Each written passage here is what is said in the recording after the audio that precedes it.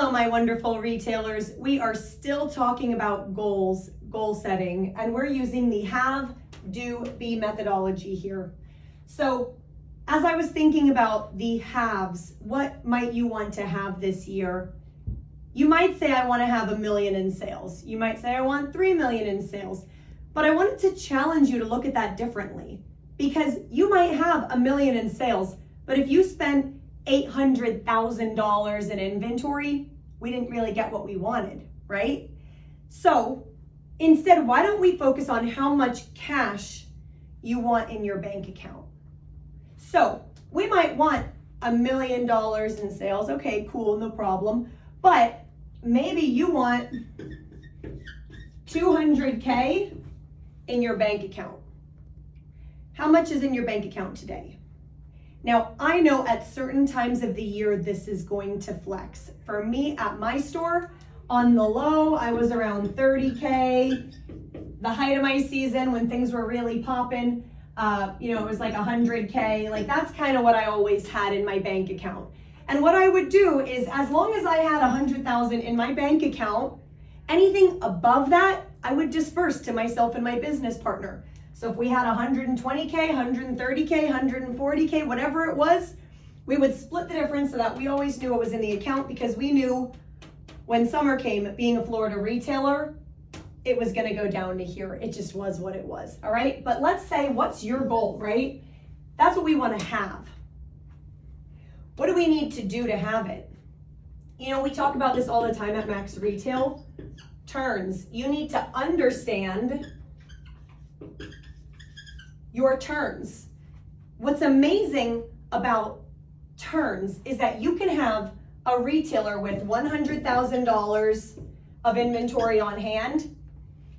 You can have a retailer next door with $100,000 of inventory on hand, but this retailer is doing $1 million a year in sales, and this retailer is doing maybe 250K in sales.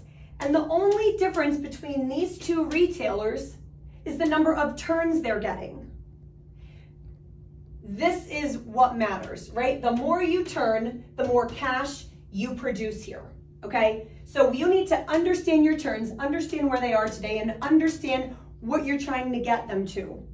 The next thing you need to do is you need to look at your cash margin, right?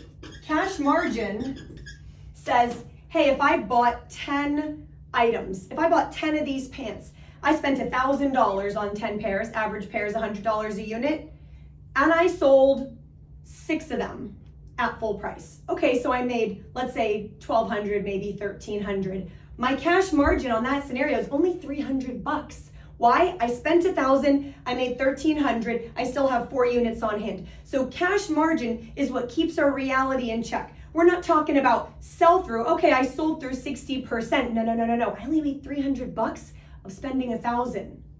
Where am I getting the rest of my money? Start understanding your cash margin.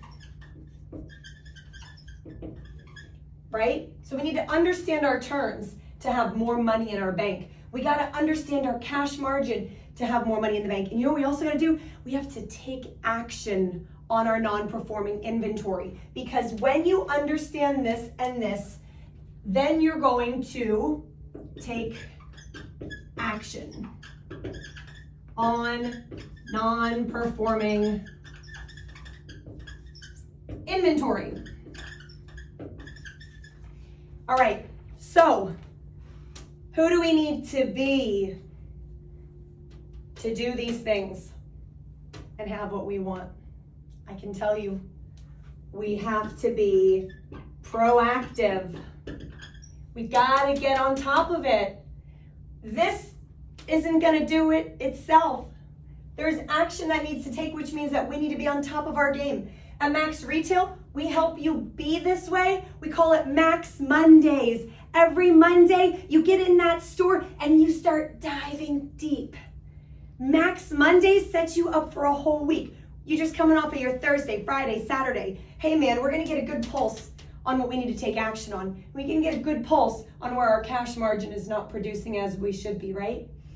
So we need to be proactive. So when you wake up, you gotta say, I am proactive.